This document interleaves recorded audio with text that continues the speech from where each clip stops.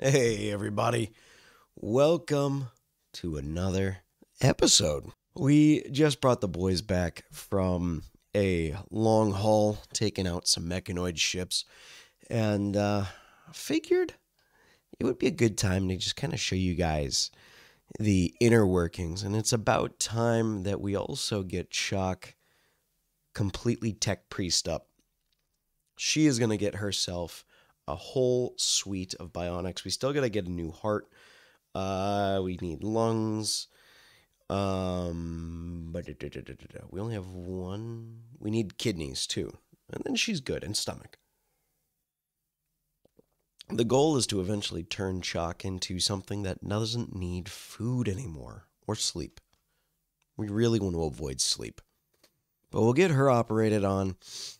And as Nora starts doing the work, I guess we'll show you the base a little bit.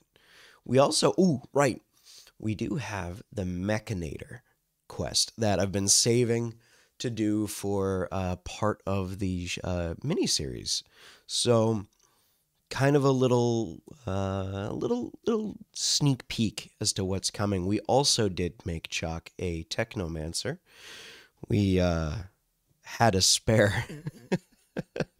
We had a spare Psylink, and so we unlocked Technomancer for her, so that way she can have that extra little flair of a tech priest. We did install vanilla expanded nutrient paste, and that's been going well. But I also did grab the nutrient paste expanded mod somewhere. I'll flash it up on screen.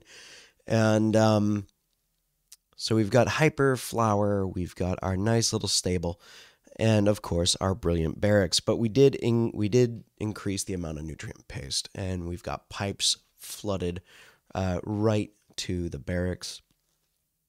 We have our mortar emplacement. We only have a few shots. We'll have to get more, and we'll have to make more and kind of vary it up.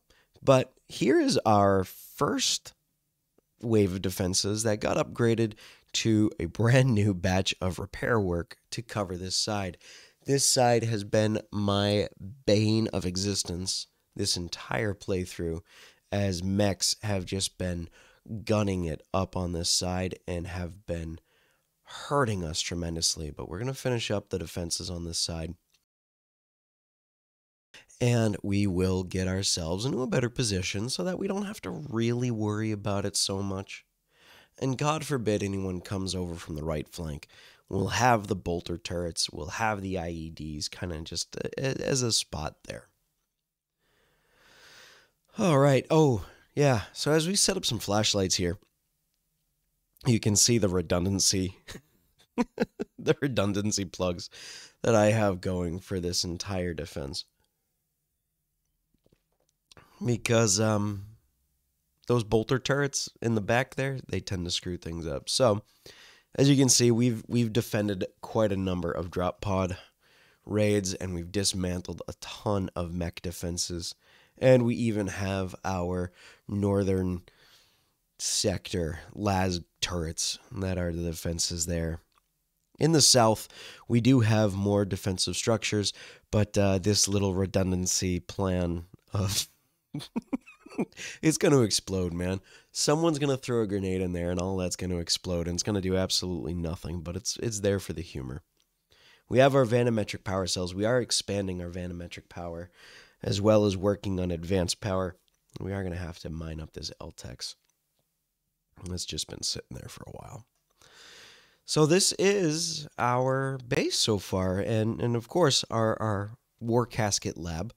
At some point, I am thinking of turning another... Oh! Anu is finally getting married. Now, this is something I meant to put as a post earlier this week, as she's pregnant and married, and she's been with Grief for a while. Yeah. So Grief finally found love with Anu. I had nothing to do with that. That was just the two of them finding each other. And it's been kind of exciting. Grief is kind of like change character so much throughout this story, throughout the gameplay of just going up and down, of allies with Cole. Then V died, and Grief went completely rogue for the longest period of time. And our greenhouse, which isn't working like it used to. I swear there was a point. Well, we'll come to it later. As we prep, I want to show you guys just how much I've been enjoying this and how easy it's been, and why the base has sprouted so fast is having the Valkyrie and having everyone with their own hotshots has been a life-saving ease of mind assault system. And it literally takes 2 seconds. It takes them less than an hour to get into a base. Now, normally when it comes up to like a mechanoid base where we're playing tactically, and we'll just try a little bit of tactics. I did give Cass a long las. I wanted to turn Cass into her sniper. She's got the sharpshooting bonus feature from Skills Expanded. And uranium slug turret will be able to take out pretty much their entire power grid before they even get a chance to use that slug turret or that autocannon. But they've got a ton of mortars. So this will be a pretty quick get rid of, as their entire forces will be devastated in no time. But Grief very much had gone on this fantastic arc of getting mad, and for I think a year, him and Cole were just constantly social fighting, to a point where he shattered Cole's left arm in a fight, and I had to replace Cole's arms to and this is after them fighting that surprise chaos raid that happened in that episode. God, we give them range shield belts and just everyone's got a las rifle. It kind of becomes unfair. Also, you guys might notice I completely forgot music and game audio. Yeah, that right now is where I just remembered that. So, the two of them had even after that, and because Grief had only lost one arm, he shattered the other arm on Cole, and so I replaced Cole's other arm. We got some from a quest. We got some architect limbs. And base completely destroyed. We're just gonna move off to the next base, kind of show you guys just why it's so quick. Yeah, so as we assault the next base here, Cole had his entire arm just completely shattered, so I replaced it with some architect limbs that we got. So he now has 2 architect power arms from one of the prosthetic limbs expanded. And we'll see if Cass can take out the warheads there, or the mortar shells. Nope. Ooh. Well, that's our first big wound. But that's, again, that's like without the whole squad being there, without the oppressive las fire. You know, it's gonna make sense. She's gonna get her shield busted down. Alone, our squad cannot handle things alone. Like, Beryl is probably the only one who can, like, tank through an entire base, I think. I think that's the only thing pausing me from making a whole bunch of other war caskets. But we'll get Cass to fix herself up as we dismantle this base as well.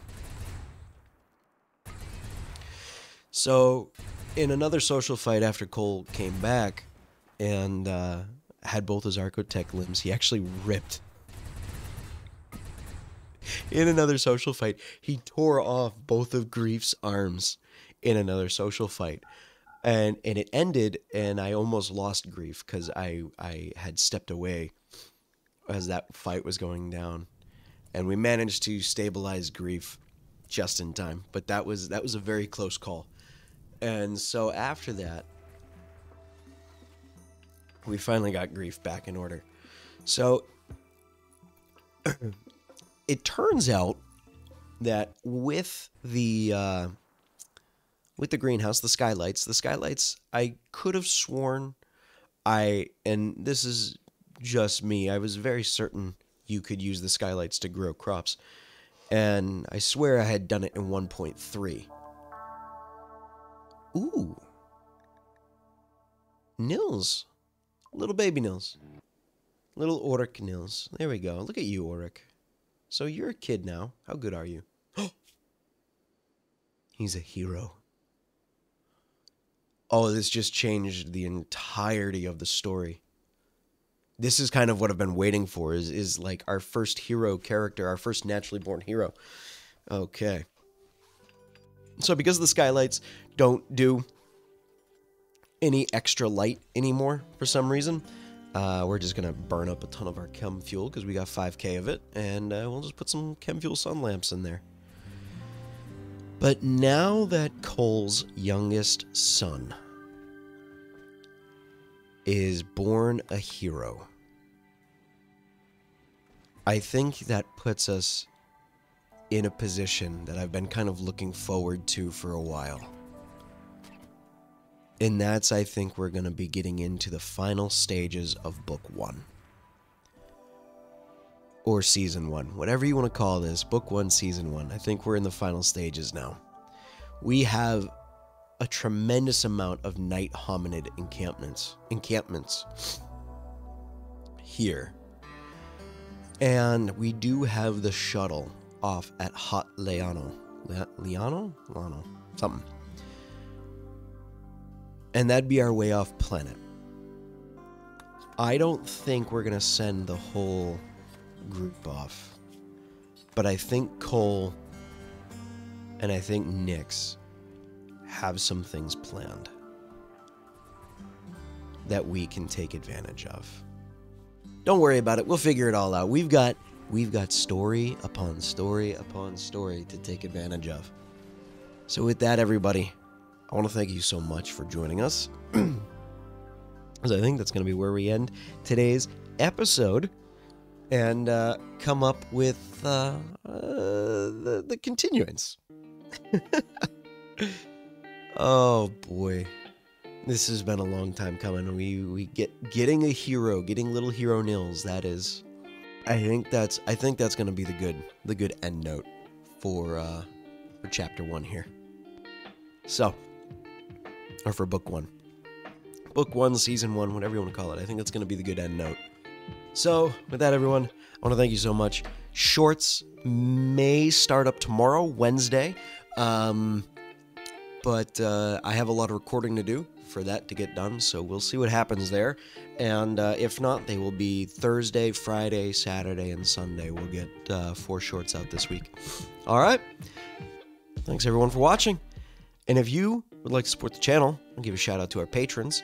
And you can support the channel on Patreon. Link in the description. You can support there in Patreon if you want. Otherwise, you can support for free by hitting subscribe, the like button, and making sure you have the bell notification clicked over.